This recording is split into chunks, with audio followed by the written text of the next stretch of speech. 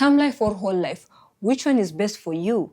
If you've been wondering what is the difference between a term life cover and a whole life cover, you are not alone. One saves you money, the other one creates generational wealth. Let's break it down. In today's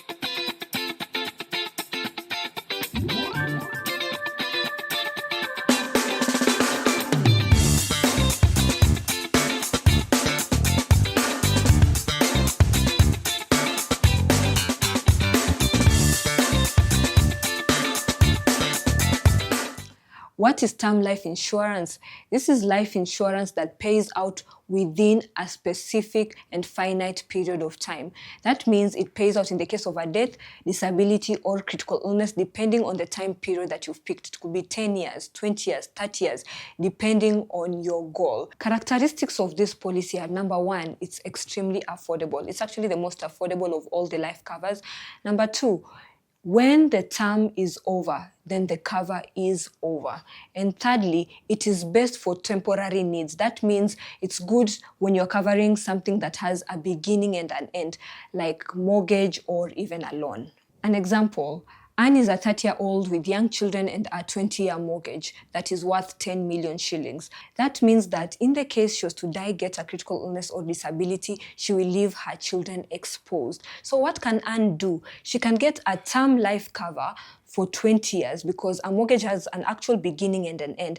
And in the case she was to die, get a critical illness or a disability during that period, the mortgage will be paid out by the insurer and the family will remain with the house. And for her to take a 10 million shilling cover, which is the value of her mortgage, she barely pays even 6,000 shillings, which is very affordable, and it makes sense for her own peace of mind.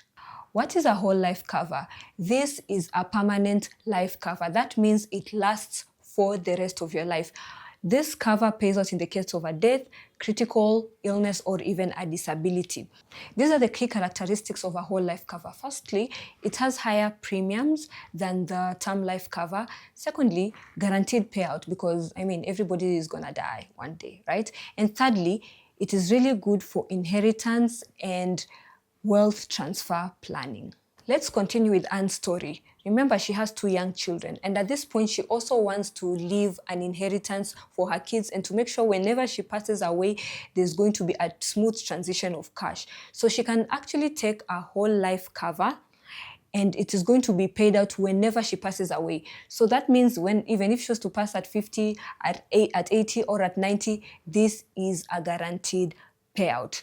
In this case, a 10 million shilling cover, whole life cover, which is going to pay for the next 20 years, all she needs to do is put aside about 8,000 shillings a month, and her children have an assured inheritance no matter when she passes away.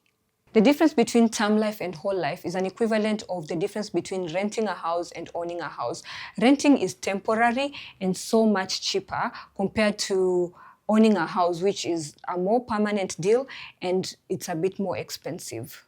How do you decide which one is best for you, term life or whole life?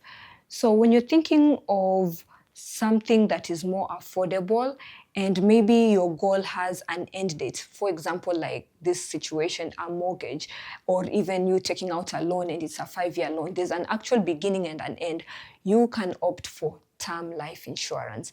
And if you're looking for something more permanent and it's very important for you to leave an inheritance for your family and to leave a legacy and looking into aspect of wealth transfer, whole life insurance will be best. So which one is better, term life or whole life?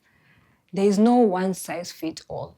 Everything is dependent on what stage you are in life and your overall goal. Sometimes you could actually combine both depending on what your needs are. And if you need any of our help in picking term life or whole life, please reach out to us through filling in the form which is in the description box below, and we'll be able to guide you on what is the best plan for your situation.